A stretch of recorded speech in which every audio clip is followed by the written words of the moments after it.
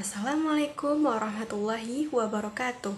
Perkenalkan, nama saya Winda Infazira dari kelas PGSD Angkatan 21B dengan NIM 2105111918. Di sini saya akan menjelaskan tentang apa itu pengertian literasi digital, mengapa perlu mempelajari literasi digital, dan tutorial dalam menggunakan Google Form. Baiklah, kita akan masuk ke pembahasan pertama. Apa sih pengertian dari literasi digital? Seperti yang kita tahu, literasi digital masuk ke dalam mata kuliah wajib bagi mahasiswa. Dan tentulah kita harus mengetahui apa sih yang disebut literasi digital itu. Literasi digital merupakan ilmu dan keahlian dalam menggunakan media digital, alat komunikasi, dan teknologi, serta dapat memanfaatkannya dengan baik. Literasi digital tidak sesederhana menggunakan internet seperti orang awam ketahui. Ada beberapa hal yang benar-benar harus dikuasai dan dimengerti cara kerja dan penggunaannya. Kemudian yang kedua, mengapa sih kita perlu mempelajari literasi digital ini? Seperti yang kita tahu, kita tuh sudah mengetahui bagaimana menggunakan internet. Dan orang-orang awam pun sudah mengetahui bagaimana cara menggunakan internet. Tapi, mengapa kita harus mempelajari apa itu yang dinamakan literasi digital?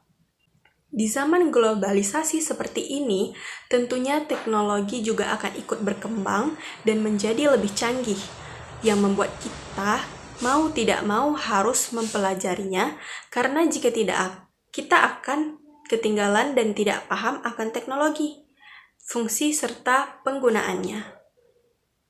Baiklah, tahu tidak apa manfaat dari mempelajari literasi digital? Kenapa ya kita perlu repot-repot mempelajari literasi digital ini? Baiklah, di sini saya akan memberitahu Anda apa saja manfaat dari mempelajari literasi digital bagi kehidupan kita sehari-hari.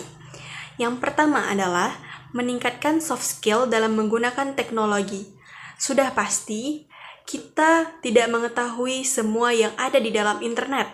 Dalam membuka sesuatu, mencari informasi, mengambil informasi, bahkan nanti tempat kita mencari informasi yang benar tanpa adanya penipuan atau yang disebut hoax. Itu dimana kita dapat menemukannya, kita dapat mempelajarinya dari literasi digital. Dalam literasi digital akan ada tips-tips dalam menemukan sumber-sumber terpercaya dalam menemukan informasi atau berita. Yang kedua, meningkatkan kemampuan seseorang untuk bisa lebih kritis dalam menerima suatu informasi. Seperti yang telah saya katakan tadi, bahwa di internet banyak berita hoax, banyak penipuan dan berita-berita tidak benar, yang pada zaman sekarang itu sangat mudah untuk dipercayai oleh orang-orang awam. Maka dari itu, bagi mahasiswa, siswa, ataupun orang berpendidikan yang mempelajari literasi digital hendaknya mengetahui dan berpikir kritis dalam menerima informasi, apakah informasi tersebut benar atau salah, hoax, atau benar-benar informasi yang benar dari kenyataannya. Oleh karena itu, kita juga bisa mengambil pelajaran, mengambil informasi, dan menyebarkannya kembali kepada orang-orang di sekitar kita atau orang-orang yang kita kenal di sosial media dengan informasi yang benar, bukan informasi yang hoax. Karena apabila informasi hoax kita sebarkan kepada orang-orang, maka akan terus menyebar, dan itu termasuk penipuan publik.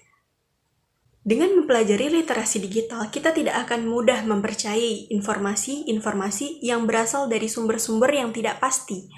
Oleh karena itu, mari kita mempelajari literasi digital agar mendapatkan tips dan trik dalam memilih dan memilah sumber informasi mana yang benar dan tidak hoax. Baiklah, yang ketiga itu adalah mempermudah pencarian informasi guna menambah wawasan.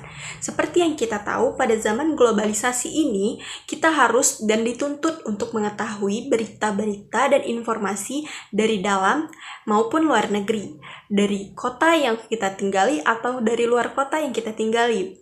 Karena hal tersebut sangat berguna bagi wawasan kita dan menambah informasi. Jika kita telah mendapatkan informasi yang tepat, tempatnya yang tepat dan dapat dipercaya, maka wawasan yang kita miliki akan bertambah.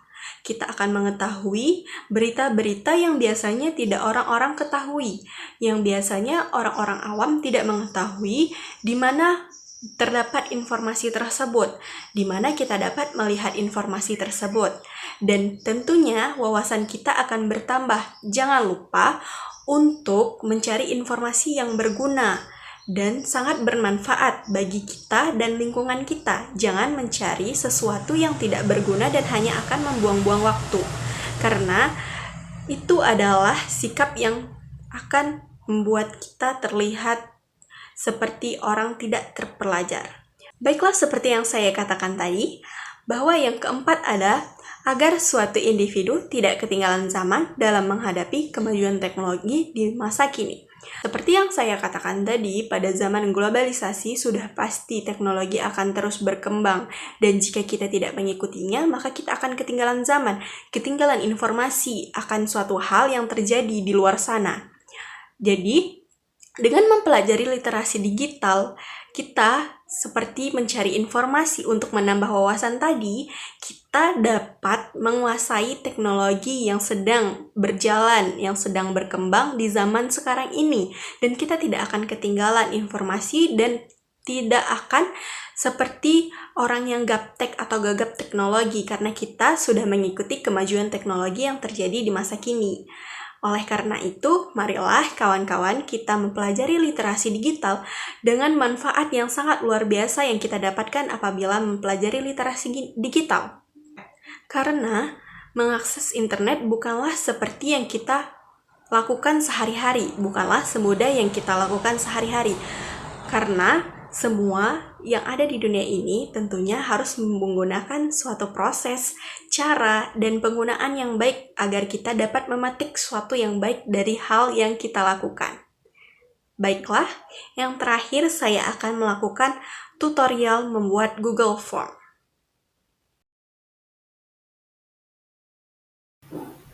Baiklah, di sini saya akan membuat Google Form.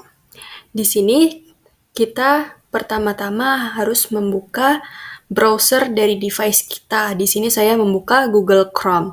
Lalu kita ketikkan di sini yaitu forms.google.com. Lalu klik enter.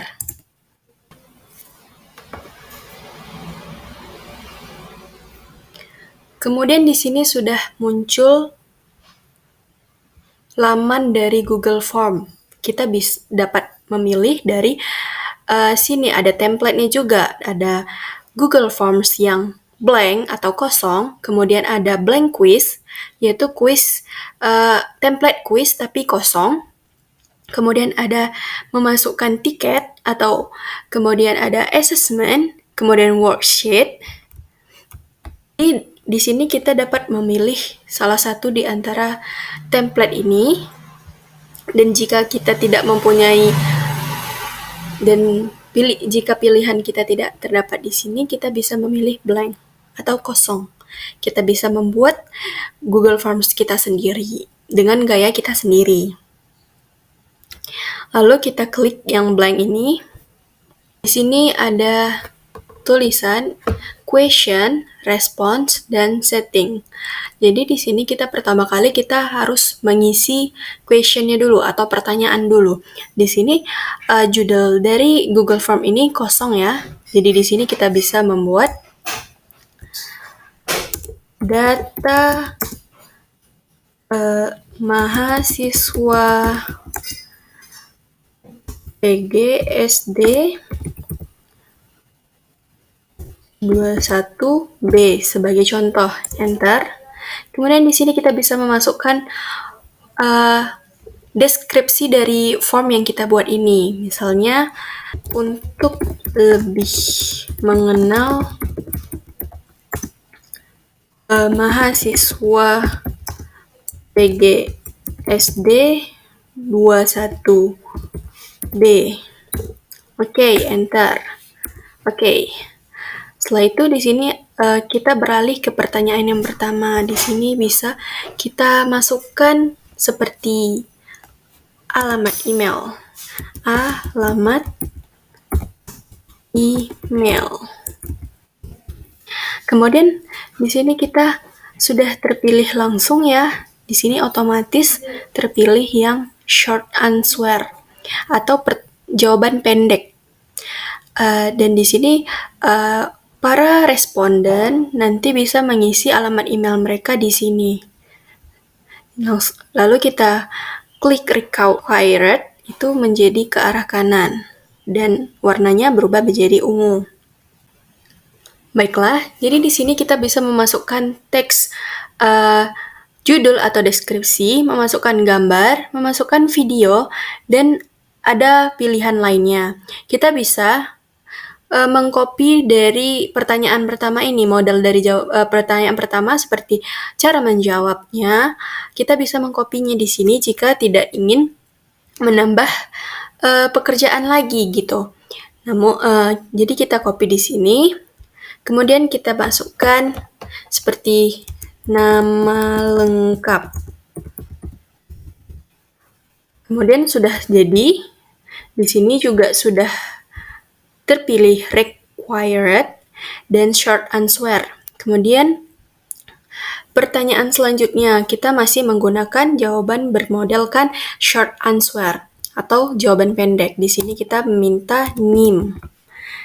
Lalu kita memasukkan deskripsi dari kita klik titik 3 dan kita klik deskripsi. Di sini masuk hanya angka saja begitu. Angka saja. Ini agar lebih jelas dalam menjawab pertanyaannya. Kemudian kita masih menggunakan short answer. Tidak, kita bisa menggunakan model dari multiple choice. Seperti ini. Alamat rumah. Alamat rumah bisa kita masukkan di dalam Pekanbaru atau di luar Pekanbaru. Kita bisa masukkan di luar Pekanbaru. Kita bisa mengkelompokkan di sini di mana di Pekanbaru dan yang berapa siswa yang di luar Pekanbaru. Di sini kita menggunakan jawaban dengan model multiple choice, jadi mereka bisa mengklik salah satu di antara dua jawaban ini. Kemudian kita klik lagi, copy bisa juga, atau kita bisa kayak itu, kita klik plus di sini untuk menambah pertanyaan lain di bawahnya, sejenis dengan itu nantinya di bawah sini. Atau kita bisa menambahkan gambar yang sudah kita upload ke Drive sebelumnya atau terdapat di dalam browser kita sendiri. Contohnya biar saya tunjukkan, kita bisa memasukkan dari screenshot. Jadi di sini sudah ditambahkan ya gambarnya. Maaf saya tutup gambarnya karena ini privacy. Bisa kita masukkan judul dari gambar kita ini. Pertemuan. Kita bisa memasukkan seperti pertemuan pertama mata kuliah bla bla bla bla nanti di sini. Mungkin ini jadi maksudnya form ini tadi jadi kita bisa mengklik send. Mungkin kita sudah puas dengan semua jawabannya sudah lengkap. Kita bisa mengklik send untuk mengirim form tadi agar tersedia. Lalu kita klik send. Kemudian kita bisa masukkan ini, bisa masuk send via ini gambar surat, ini maksudnya kirim ke email langsung. Jadi kita masukkan alamat email seseorang atau beberapa orang di sini, lalu orang itu akan menerima notifikasi dari email yang saya berikan itu untuk mengisi form yang saya berikan tadi. Atau karena saya menggunakan email dari Universitas Riau, jadi saya bisa mengklik ini, maka ini akan terkirim ke semua responden yang memiliki email dari Universitas Riau tadi. Atau kita bisa mengirim melalui alamat inginkan gitu. Bisa kita pendekkan alamat emailnya, kemudian kita copy, dan baiklah, dan akhirnya kita bisa men-share lewat Facebook atau Twitter barangkali. Lalu saya di sini akan memilih saja dari sini, copy. Setelah itu,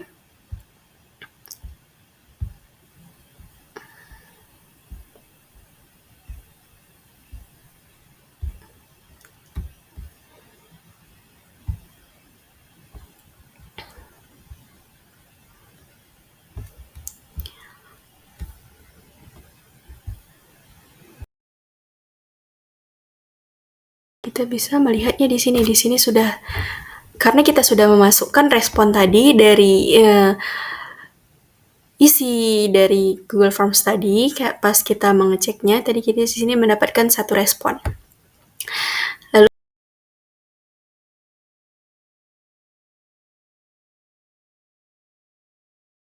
baiklah, mungkin itu saja tutorial dalam membuat Google Form dari saya, Winda Infanzira. Semoga bermanfaat bagi kita semua. Saya akhiri. Wassalamualaikum warahmatullahi wabarakatuh.